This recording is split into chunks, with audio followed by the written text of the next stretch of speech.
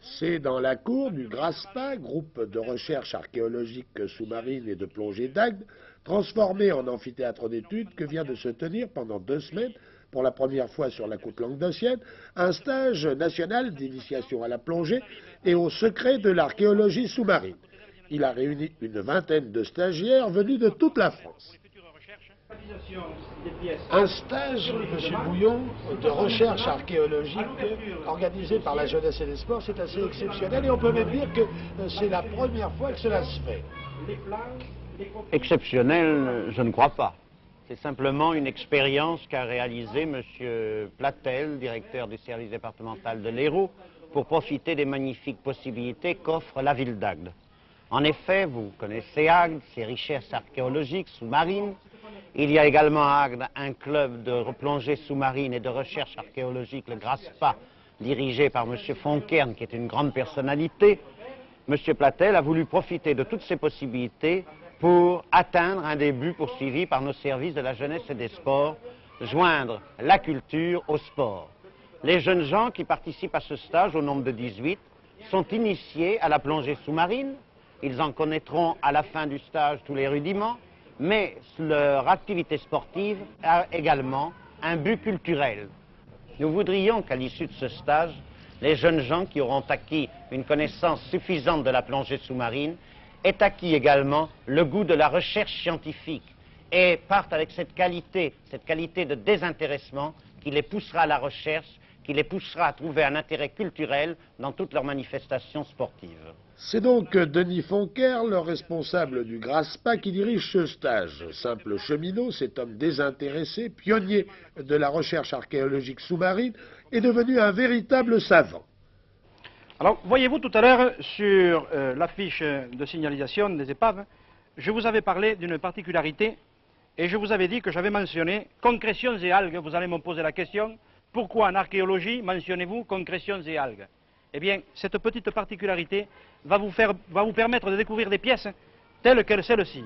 Concrétions et algues. Mais ceci, c'est une chose qui n'apparaît pas au premier coup d'œil, mais noyée sur ce magnifique tapis de Posidonie du fond, elle apparaît quand même, elle saute à l'œil. C'est une particularité qui, une fois décapée, vous permet de découvrir à l'intérieur un boulet de canon.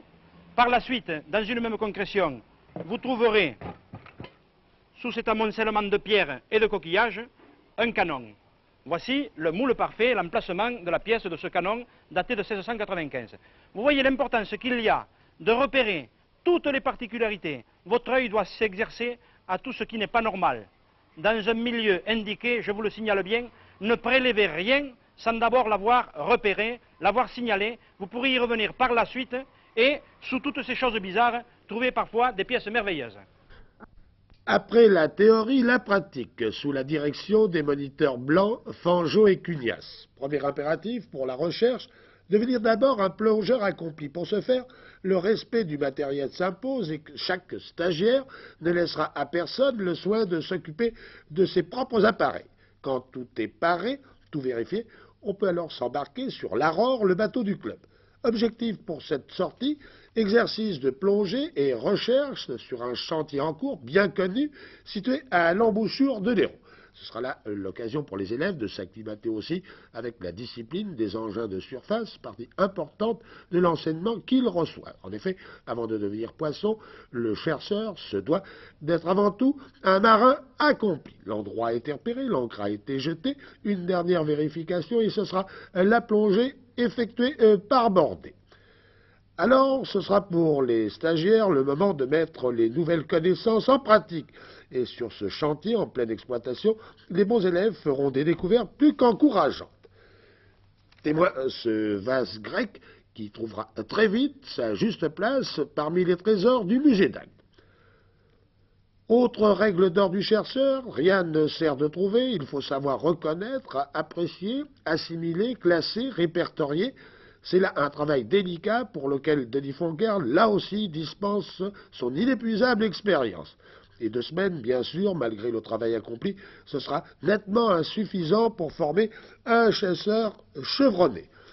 Ce premier stage n'était qu'un stage de dégrossissage. D'ici quelques mois, un autre stage d'un degré supérieur aura lieu. D'autres stages suivront jusqu'à ce que, d'ici quelques années, soit enfin formée l'équipe de spécialistes entraînés absolument nécessaire à la poursuite des recherches archéologiques en Méditerranée.